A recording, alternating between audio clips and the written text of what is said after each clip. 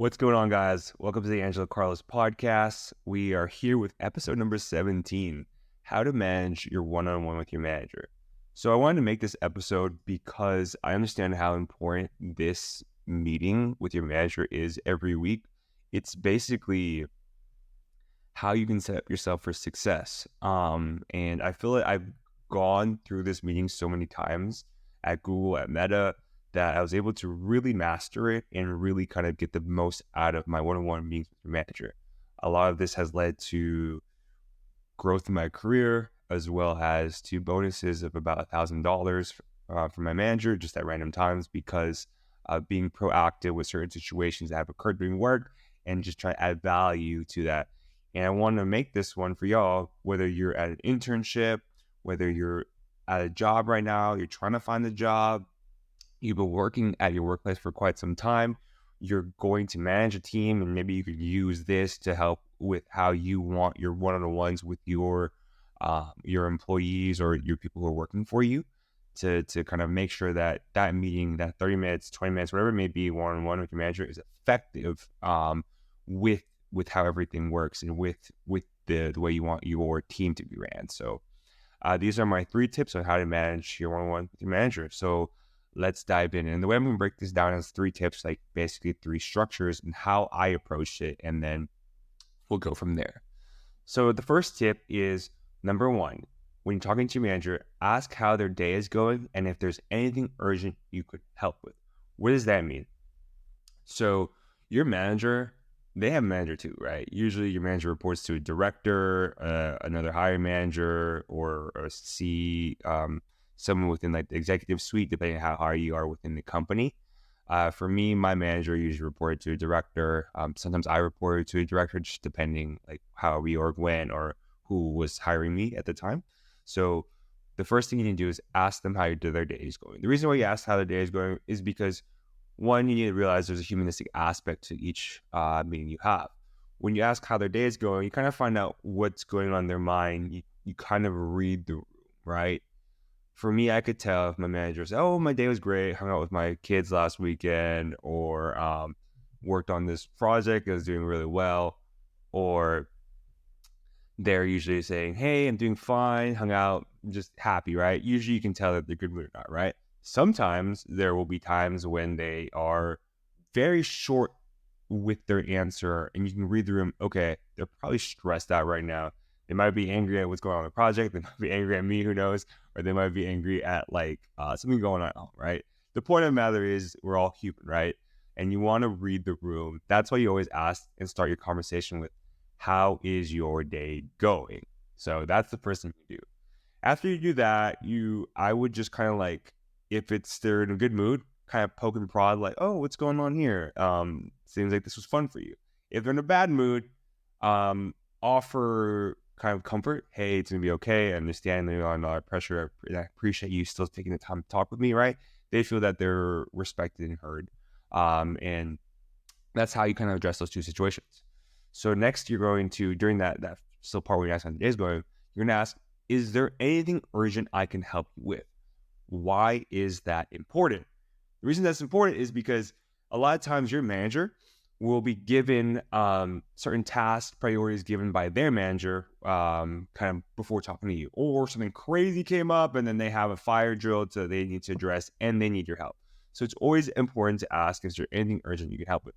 At Google, like there are certain things like AI was coming, right? So whenever there's something with AI related or with like, say, a strategy related that was super urgent, the business wanted to move to a new territory and want to make more money. Usually you're going to have to pivot really quickly, drop everything you're doing and help out with a certain project so the business can make more money or address anything urgent that's coming on board, right?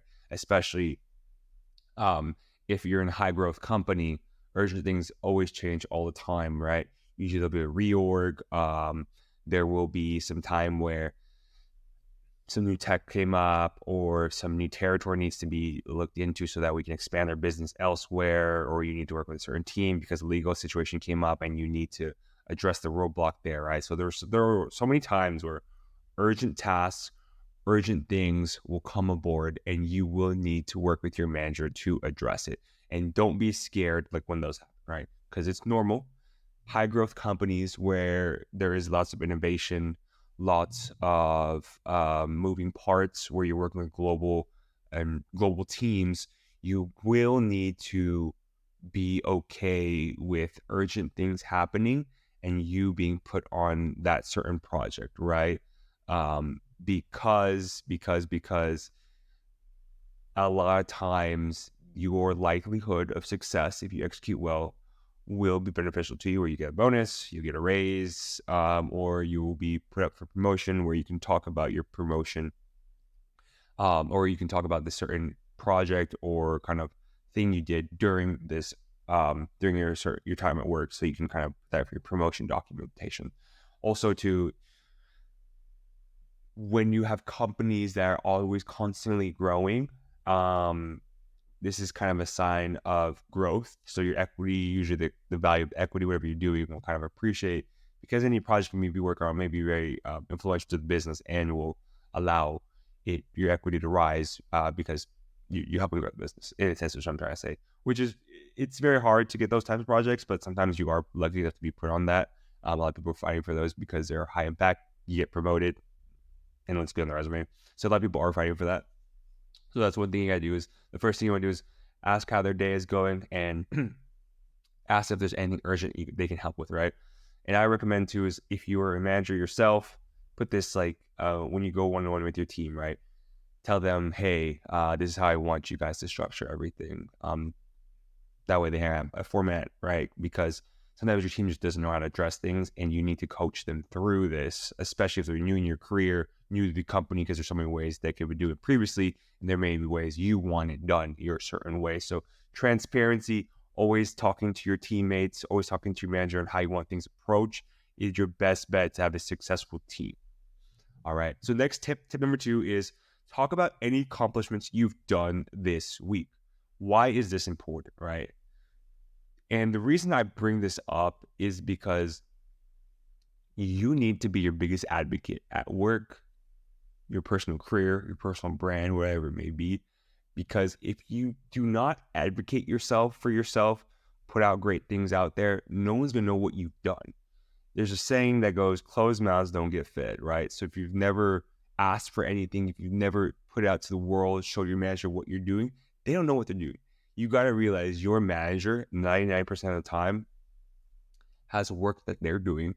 They're managing 8, 9, 10 other employees, and they're trying to do a good job too in front of their manager. So any accomplishments you've done that week, or major accomplishments you've done for your certain projects or programs, you need to showcase that. You need to tell them, I have accomplished X, Y, Z this week, even if they're small, they don't even be major, and give like a certain metric, give a certain kind of certain tangible evidence or something tangible you can show your manager to tell them, I've done this. When you do that, it looks favorably upon you, because it shows that you're taking initiative with whatever program project you have. You're making actual progress, and you want them to know that you're doing well. This is the key thing I've learned from one of my managers at Google, one of the best managers I've had. He always told me, perception is reality. I know it's not fair, Angelo, but perception is reality. If you have the perception that you aren't doing anything because you may be doing a lot, but you're not showing it off to your manager or people around you, your teammates, they're going to say, you're lazy, you're not doing anything. In reality, you could be doing so much stuff behind the scenes, people aren't seeing it, but because you're not advertising it or showing it off, you will not be recognized for your accomplishments. So the important thing for you is to always talk about any accomplishments you have. This is a little side tip, but for performance reviews, you want to have this thing called a brag document, right? And start this as soon as you get to your job, your internship, whatever it may be. A brag document, you're going to keep this like in Google Docs or Microsoft Word document. It's going to have all the stuff you have accomplished throughout that year, throughout your time at the job. And you're going to just have that. You just want a lot of it, right? And the point of this is that you have a lot of things to brag about whenever you go on to one-on-one with manager, whenever you go to performance reviews with your manager, whenever you go to promotion at a certain company, you want to have this brag document. So have that brag document with all your accomplishments you've done throughout that year, but also like when you have a one-on-one with your manager, have that brag document to show that, okay, I've done XYZ at this time frame for this project. I'm doing well because we've executed here. We have done a lot for this certain project, and I've helped push the needle forward for these certain accomplishments, right? One of the best people I've worked with at Google, who went from L4 to L5 to L6 in like a year or two, was very good at this. What she would do is she'd have a list of accomplishments she's accomplished, right, on a certain document. Once she did that, she marketed herself really well to her manager, let her manager know, I've done all this. I've accomplished all this. I'm doing really well here. But she took a step forward. She had a newsletter that showed off all her accomplishments and what she's done for certain projects or program to the entire business. And when you do that, you're basically showing off your work to not only your team members, but to the entire certain organization that she's working in, about 200-300 people. And people are like, oh my God, I'm used to getting emails from her. She's doing so good. So that way, when you go into promotion, people are more recognized who your name is, what you've done. And then you're more able to get promoted. You're more able to show off what you've done. And the reason you got to do this is that people don't know what you've accomplished. I know there's a saying, like, usually it's really cool to not show off, be like kind of like punk rock or kind of be cool at school by just letting people know you're cool. You're cool. They don't gotta know. That's a complete difference from corporate America. You need to realize that you guys show off. You got to do great work, right? Back up that great work with great marketing for who you are. Because if you don't back up that great work, no one's going to know about you, right? You got to think of it, right? You could be cool, right, on the stuff, but all these great companies who sell you these great products, they have great marketing, right? With Google, great marketing when it comes to their search engine, how you're able to get whatever you need. Tesla, it may not have a lot of marketing in the media, but a lot of their social media is really good with a lot of YouTubers, with a lot of people on Instagram, whatever it may be, showing off their product, right? Great marketing behind things, right? Facebook, Meta, great marketing growing your social network. Instagram, great marketing showing off your social networks. Things like this, right? All these great products have great marketing teams that are spending hundreds of millions, billions of dollars on marketing so they can sell you your product. What makes you think you're different and don't need to market yourself?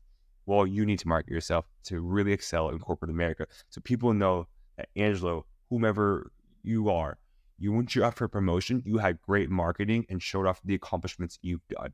And they don't need to be massive, giant accomplishments. They just need to be certain things you've done throughout to push the needle forward, right?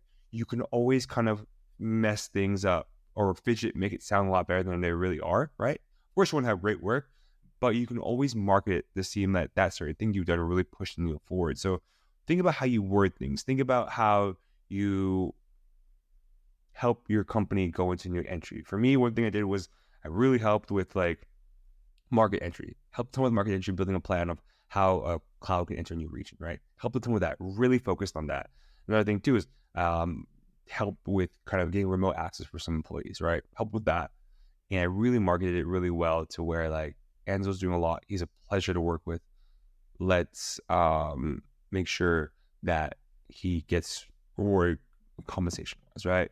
So just really taking the time to talk about your accomplishments, what you've done that certain week, what you've done that certain year, that quarter, so that people are aware of what you've done and your manager knows that, okay, they're not just sitting around twiddling their thumbs doing nothing. They've accomplished certain things. I can go to bat for them for promotion or for when I do performance review at the end of the year. So that's one thing you need to understand. Next, you need to talk about, this is number 3, step 3. So of the 3 steps on Management 101, talk about any projects you're currently working on. Ask what needs to be prioritized. Mention any roadblocks and asking how you can improve, right? So if you're not aware, usually when you intern, you're given 2 or 3 projects, right? And those are your like babies or your projects that you need to do well on, execute on, and push them forward, right? When you're working full time, you get 5 or 6 projects. So double. Sometimes even 8 or 9. I think there's times at 8 or 9. And then I had like a group from like YouTube asking me to like work on things too. Like, wow, there's a lot of stuff, right? So what you need to do is you need to talk about the accomplishments, the projects you're working on. So tell your manager, I have, say, just for example, I have 6 projects, right? One's like cloud infrastructure. Another is like change releases, change management. Another is like vendor contracts. Another is entity creation, and then another is like I don't know, say something like YouTube creator fund. That was like one of the things I asked to work on. So like five, it's five, right? You can talk about the projects you're working on. Give like 2 or 3 bullet points on the status of that, right? So status is I'm doing this, right? And then you want to mention any roadblocks. So say stakeholder from Texas on the legal team needs to approve this document for us to push expansion to this region, right? That's a roadblock. Can you help me? You ask manager, can you help me escalate this so we can get this forward? That's a roadblock. And then number 3 is you want to ask about like how you can improve, right? Say you've done certain things to help this project push forward, right? Where you create this document, you got approval from them, you worked on the hardware or you worked on the software edition of this, you work on internal tooling, and usually your managers may have times where you can improve, right? So for me, like for improvement, right, I built a lot of internal documentation, and I always ask, okay, here's what I created, how can I improve this? What can I do? And then you want to take that not criticism, but more so like advice from your manager and improve on that certain task, improve on that certain whatever you may have, like for that. That way you can show trajectory of growth, right? By talking about the projects you're currently working on, right? A lot of them, the way it works is that a lot of them are given certain priorities.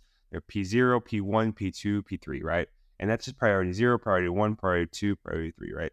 P0 tasks, you get this seldomly, but they are just basically P0 is urgent. Like drop everything, work on this right now. The business is going to fail. We need you to freaking do something or else we're screwed.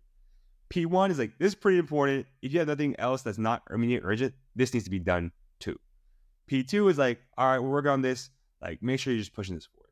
P3 is like, this is nice to have, but if you finish everything else, start working on this, right? So you have a lot of things broken down by priority, P0, P1, P2, P3, right? And that's how corporate America works, where you just have a lot of certain things you got to do, and they're broken down by priority, right? Most P0 tasks are given to you by your manager from a VP or a director, and they're like, hey, you need guys to get this done, right? A lot of tasks I realized, like at Google, that were P0 were like a lot of it was AI, because BART was coming up, as well as GPT was like taking over. So people were freaking out that we're going to lose this AI race. So really, I would start off by talking about the project you're working on. Talk about the P0 task, right? The P0 task that you remember that your boss told you this is urgent. So that way you're kind of starting it off, right?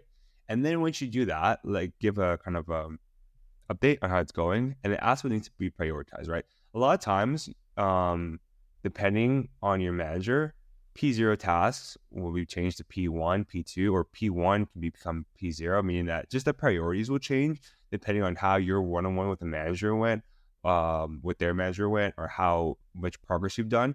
Or say like there may be a reorg and then there's like a change in scope. And then when there's a change in scope, you basically have different tasks being assigned to you. So keep that in mind. And for most reorgs, they usually happen not because you're not executing, something's going to happen, but usually it's because like the VP strategy may have changed for the business, right? Where the VP is like saying, we have to reorg because this is more important now. So a lot of times you keep in mind that reorgs are a way of life in corporate America, especially in big tech. So keep in mind that when you have a reorg, you'll have a lot of priorities change or priorities need to be changed. So keep that in mind. When you mention roadblocks are really important because a roadblock means that you have a project you're working on and there's a certain person, stakeholder, or certain lack of information that we don't have that needs to be fixed in order for us to kind of push through with this project, right?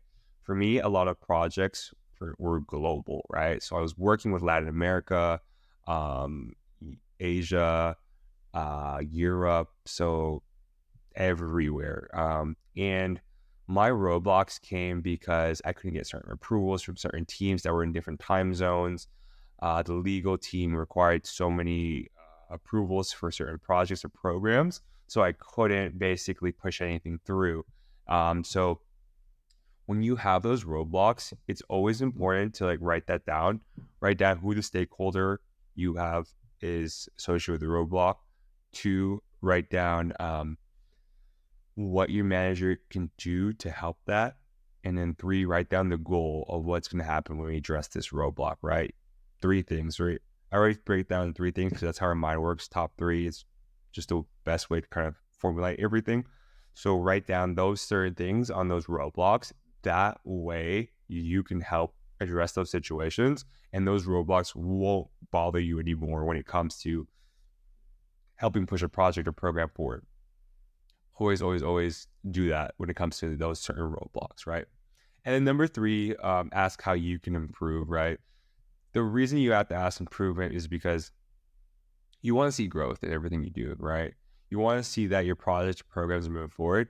And when you have improvement, you can take that back, right? Think of it as like you're an NBA player, you're a professional athlete, right? I always view kind of corporate America as like a professional sports team, right? Where we're all friends, right? All good, yeah. But at the end of the day, we're all just here to execute, right?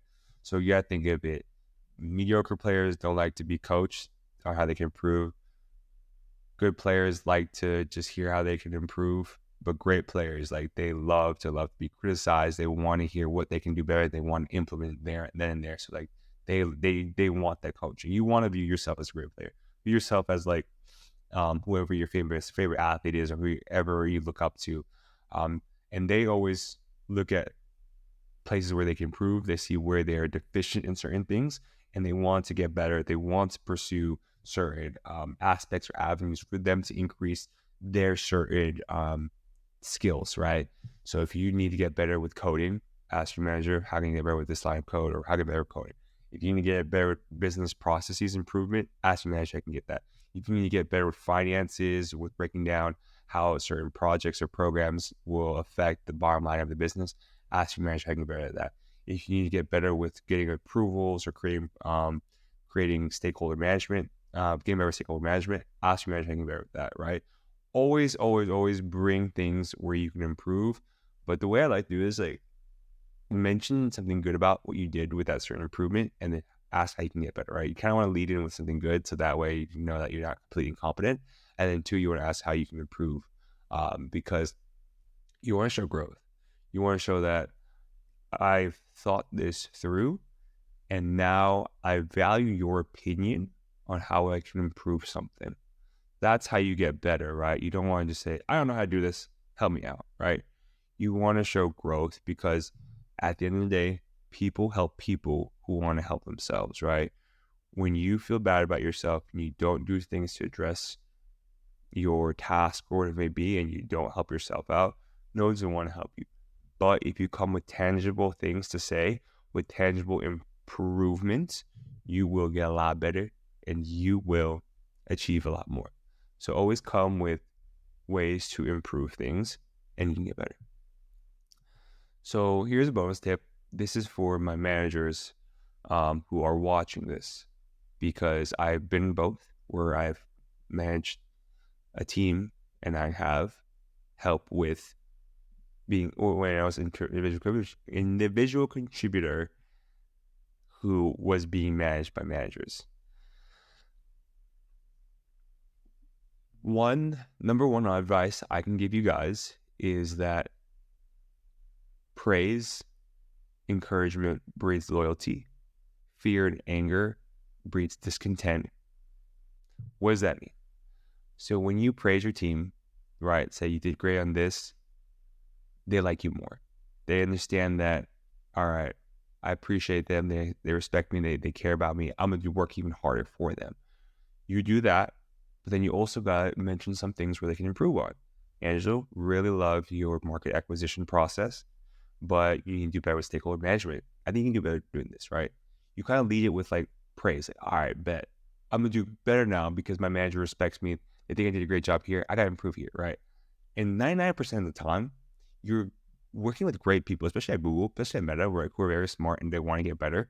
So when you give praise on certain things, but you kind of help them out do better on another thing, they're more likely to respond better and excel for you, right? At the end of the day, as a manager, you're like a coach. You're like a coach of the team, right? The coach knows how certain players react, knows how certain people do well. So you want to make sure that you're helping your players strive for greatness and become the best version of themselves. Go back to where I said, where kind of like being very hard, crucial on your people you're managing breeds discontent. I've had where managers will yell at me, kind of cuss at me, and tell me I'm doing something bad. And there'll be a time frame where, like, okay, I'll try and perform better because I'm terrified of losing my job, or I'm terrified of getting another performance review that's not good from my manager that week. But it will start kind of playing into my psyche where a lot of times you start not believing in yourself because someone's yelling at you or telling you you're doing horrible, right? And a lot of it I understand too from a humanistic perspective, where the manager is like in fight or flight, so they need to do something or else they lose their job and they get in trouble and they may get fired, and they have a mortgage, they have kids, they have family that they need to uphold and take care of. So I understand that too. And I'm just trying to I'd like to offer like a form of help for managers who are managing other people, so that way they understand how to basically approach a situation in a way where they get the most out of their team, and they'll excel. And I understand too, like we're all under so much pressure to do well and execute. So I understand things from both perspectives, right? So if you're ever looking to become a manager or are managing a team right now, praise your team, tell them they're doing well in certain aspects, and offer constructive advice on how they can do better on X, Y, Z if you would need them to excel more in a certain process, right? And then try and lessen the anger, the aggravation, yelling at your teammates, because a lot of times when you start yelling or kind of berating your team, right, it doesn't look good on you, right? When you write review, when your team members or when your people you're managing write performance reviews back on you, they'll see that you aren't really you're yelling, you're not giving constructive criticism, and you're kind of berating your team members, and then that looks bad on you, and then your director, your manager will read that too. So it's like this two-way street. Also, if you're trying to get your team to perform the best, criticism and harsh criticism, at least, where you're berating your teammates or the people you're managing, it will kind of honestly make them want to leave the team, and they'll apply for different jobs, they'll apply for different teams, and then you're filled with that headache of, oh my God, I have to get a new head count, get someone new, right? Granted, there are times where you just have a bad employee and they just don't fit with the team, they don't jive with them. I understand that too, right? Not everything's going to work, right? At the end of the day, everything's just trial and error, trying to figure everything out, right? However, this is kind of the best way I learned from managing people as well as being managed by people, right? Best manager I've ever had at Google was someone who like was praising me and pushing me to do better, and showed through example of what hard work looks like and of what you can achieve if you put your mind to something and do well. So that's kind of what I've learned throughout my process and time at Google, for managers, right? And I want to go into like what I've learned too is that when you prioritize your growth, you will be rewarded with promotions, with bonuses. Like I was getting like a lot of spot bonuses, like $1,000, or like peer bonus of $200-300, just for doing a good job and really helping people out and being kind. So that's kind of what I've learned throughout the process of being really mastering how to manage your one-on-ones with your manager, right? So that's been very beneficial, and I've learned a lot from that, right? With that being said, I want to kind of offer one last piece of advice, is that your career is whatever you make it, right? No matter what ups and downs you face from your manager, from wherever you are in your career, just know that you have an internal locus of control. Your manager is very important in your career, but they do not define you. You can seek out whatever team you want to work with. You can seek out whatever company you want to work with. You can seek out whatever project program you want to build, and your success is 100% dependent on you. There'll be people who come in and out of your life, but know that whatever ups and downs you may have, you can achieve whatever you want in your life and become that best version of yourself, because you have that internal locus of control, which I truly believe we all have. Jello family, I love you so much. I hope this has been super helpful for you guys, and I hope you really learned a lot on these 3 tips on how to manage your one-on-one with your manager. This is one of the most important meetings of the week, and it is essential for your growth. With that being said, I believe in you guys. Accomplish whatever you want to accomplish in this life, Jello family. Please do not forget to like, comment, and subscribe. We are growing so fast, and I appreciate y'all so much. Jello family, have an amazing day. Till next time, peace.